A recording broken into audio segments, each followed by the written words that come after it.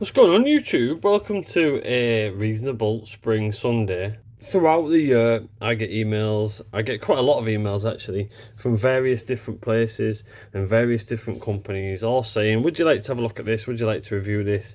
And most of the time, I don't, mainly because it's not relevant to the channel.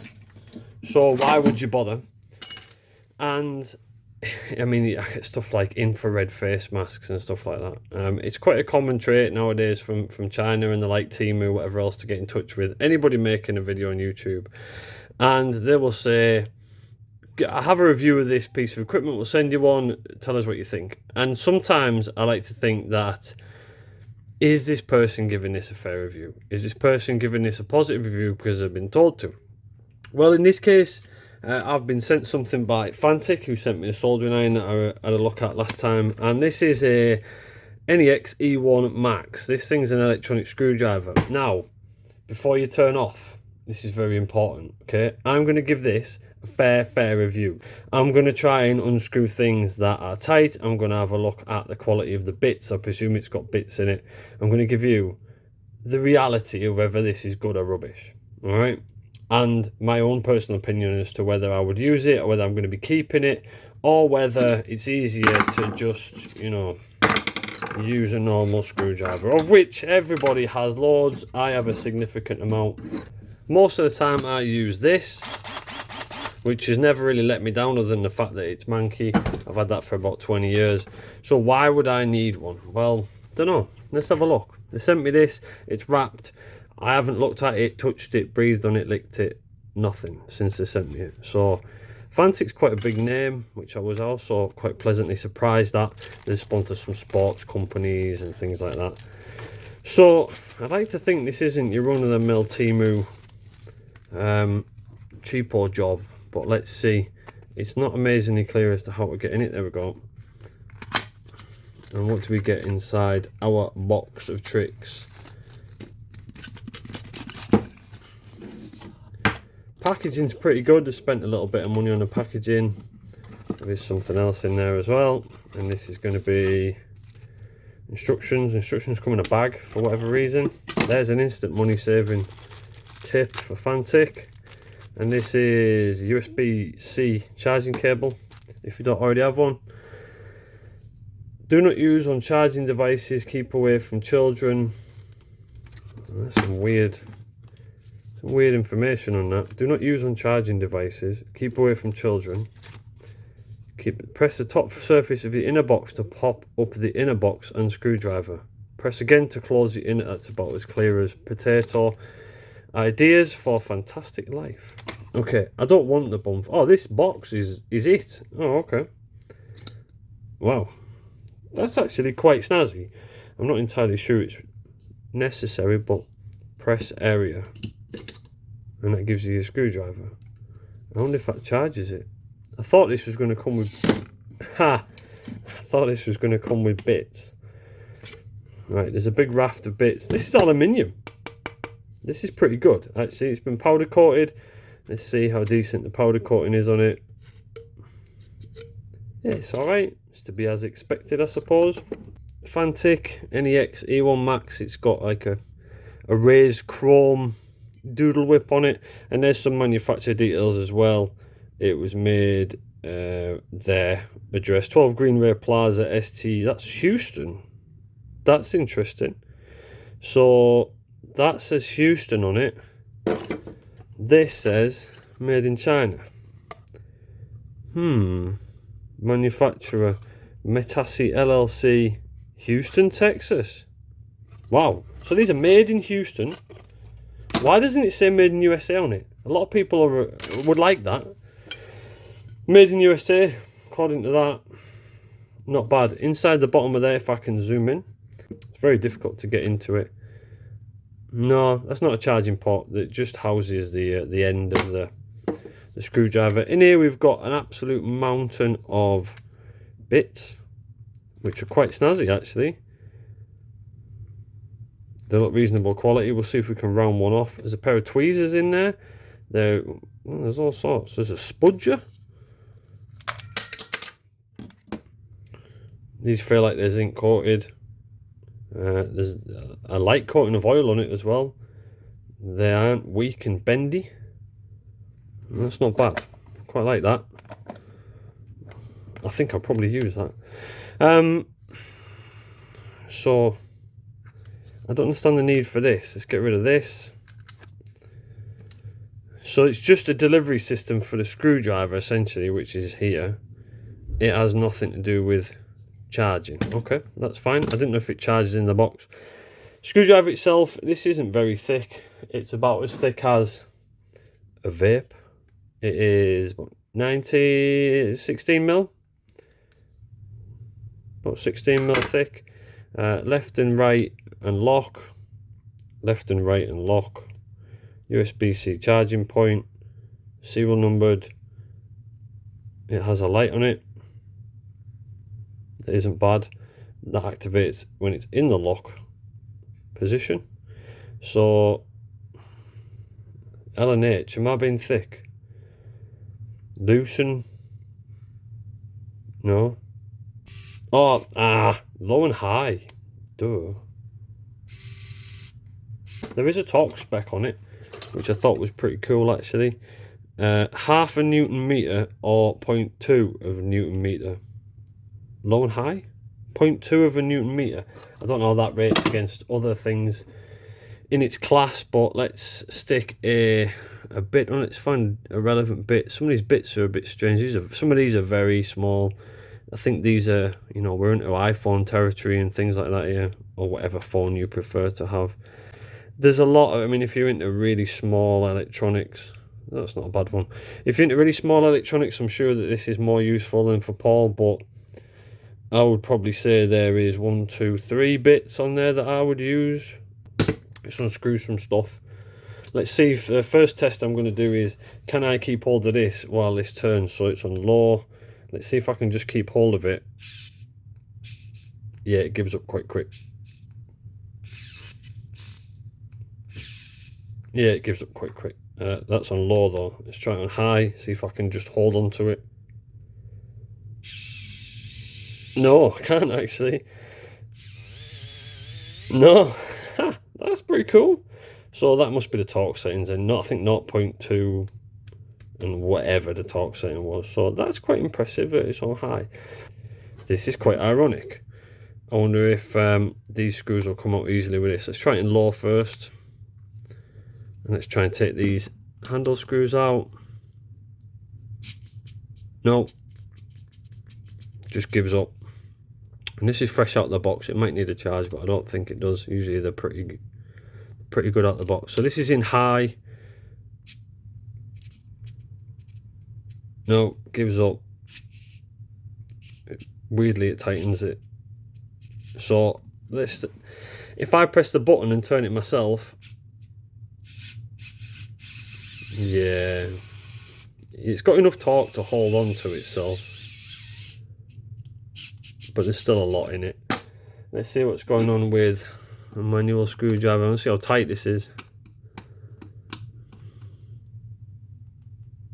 Oh, it's pretty tight actually. I know it's only in plastic, but so it hasn't got the beef out the box to do what I would say is a pretty average job for this size of screwdriver bit.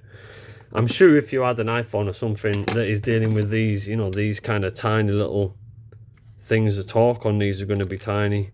These things up here, these little Torx bits for iPhones, I'm sure that's absolutely amazing. But for what I'm dealing with, cassette decks, heavier stuff, larger electronics, I would say that perhaps maybe it needs a charge. Let me go give it a charge and we'll see what happens. I'll stick 100% in it and then you can see, and there's no excuses. The fact that it's white is a little bit unusual. As you can see, I've been working on stuff today and my hands are a bit manky. That's maybe not going to stay white for too long. The light seems to stay... Oh no, it went off. Never mind. I was going to say the light seems to stay on for longer than you want it to, but no. It must be on a timer. Either that or the battery's just died. I presume this has got an 18650 battery in it. It's probably about the right size for an 18650, to be honest. If we were to disassemble it and pull this bit off the back, then it would charge it. But I guess if the torque specs are you know, it's featured on the box. Maybe we're just using it for jobs that are a bit too big. That's maybe not how it's designed to be. You can't over tighten that switch. I don't think it's going to break very easily, if I'm honest with you. But is it going to replace this? That's a pain to charge, so maybe it will. I mean, look at the size difference. What can we expect here, guys, from one to the other? It's quite significantly larger. I don't often use this, if I'm honest with you. Maybe I should, but I don't know. Maybe they won't like me advertising a Black & Decker there. I'm not advertising this either, by the way, because I don't remember the last time I used this, 2 years ago. But this is kind of handy to have around, and you got that, and you got this. Let's see if we can make sense as to how this, I think that went in there, and then that went, and you got to take that off. Right, wait a minute. That's got to go back in its little, it's cool, it's magnetic. You know, it's not the Victorian England where everyone's still bamboozled by magnets, but that's held in by RC. So that's held in by a magnet. That pops it off the magnet and then on a spring to get it or something. It doesn't go in until you press that in, and then that clicks into place. This is pretty cool. I can see having that on a desk or something. You know, you can have it on your desk. It's just popped out. Yeah, this is obviously only held in at the base by a magnet, so any kind of whack, it's going to come out. But who's whacking it? Let's be honest with you. White's a strange choice of colour, if I'm honest. In what is an industrial or manual handling environment with tools. Pick a white tool that you have. Pick any tool that you have in your garage that's white. Oh wait, I don't think I have anything that's white. I'm going to go charge this.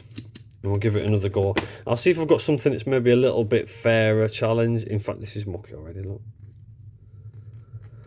I think I'll go and see if I can give it a fairer challenge, because I think it's designed towards smaller electronics. Don't know what I've got. I've got some bits of cassette deck we can give it a go at. I've got some bits of CD drive I can give it a go at. I'll be back in a second. I'm going to go try and charge it. We are back. It's the next day. This sat on charge all night. I've not touched anything else. The desk still got stuff all over the place. So let's try it now and see if we have any differences between what we did yesterday. I just found some stuff in the drawer that I thought we could maybe try and take things apart. So I'm going to put it on high. Let's be honest, I'm going to keep it on high. This is a remote control for my telly and the battery compartment. Yeah, no problem. And it stops and it tightens that absolutely fine. What else have I got? Things that I'm probably going to touch. This is a head off something. I'm going to say a Sony cassette deck. This is on high again. Let's see if this has got some thread lock on it. Let's see if it'll take that out without slipping. Yeah. Yeah, it does. Yeah, not bad. Pretty good. Some motor screws. These are usually a bit tight, actually. Let's see. Just. Only just. Let's try the second one. These are, I don't think these have ever been out at all. No, I've got to turn that with my hand to start it off. There. I just helped that a tiny bit. And these are pretty small screws and a relatively small bit as well, as you can see. I mean, let's find something. I don't have a banana for scale, but what do I find to give you an idea? There's a pencil. So these are relatively small screws. They've probably never been out in the past, but it would get it out. This is a function generator that I have. There's some screws in the back. These are into plastic again, so let's see what happens with these ones. No, that's not happening. It's giving up. It's fully given up on that one. So I wonder if I press it and turn it myself. Nah, that's really struggling. So it has actually rounded the screw rather than the bit, which is always quite nice in some ways. I know it sounds weird, but there's nothing worse than it. There's nothing worse than it rounding the bits off. Let's see if we can round the bits off. The semi-magnetic the bit seems to have survived quite well actually. Sometimes with these Chinesium kind of steel bits, they'll round off very easily. I'm trying to think of an extreme way to test it. What have we got? Let's see what bits we've got in here. I don't want to knacker the bits because I'll probably use this in the future, so it's really difficult to see if these would hold. Yeah, it's a challenge. I think that the bits are actually quite impressively strong. Usually these things, if like a shiny steel, the really soft Chinese steel, they'll go and they'll die off. But no, that was pretty good actually. And let's try one more time in this Black & Decker thing. Let's give it another go and see if that's only just. I didn't put any hand torque on that as well. It's giving up there. I know that I touched that one before, so let's try one that I didn't touch. Let's try this one and let's see what happens. Nah, it gives up. I'm turning it with my hand. It's still turning with my hand. It's actually slipping. Still turning with my hand. Still turning with my hand. Still turning with my hand. It's nearly. Yeah, there you go. I mean, that's a pretty.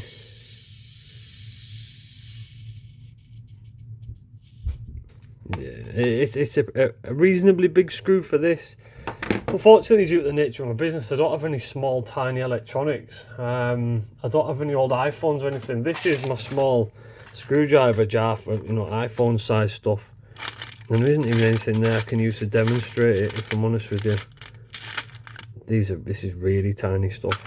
I honestly think that this is aimed towards a small electronics maintainer. I think that if you had an iPhone, or if you had, you were taking tablets apart, phones, this would be spot on.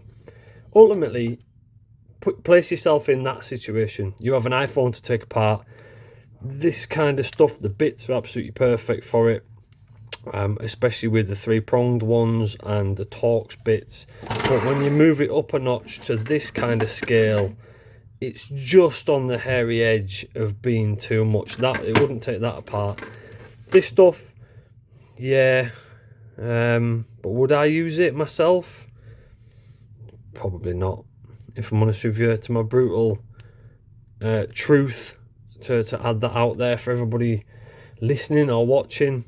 These, you can see a link in the description. I will put a link in the description because they did send me one. I just want to clarify for this, I'm not being paid to say anything about this. I received no money from this company whatsoever. They just sent me the screwdriver and said, here's a screwdriver, crack on and review it, see what you think.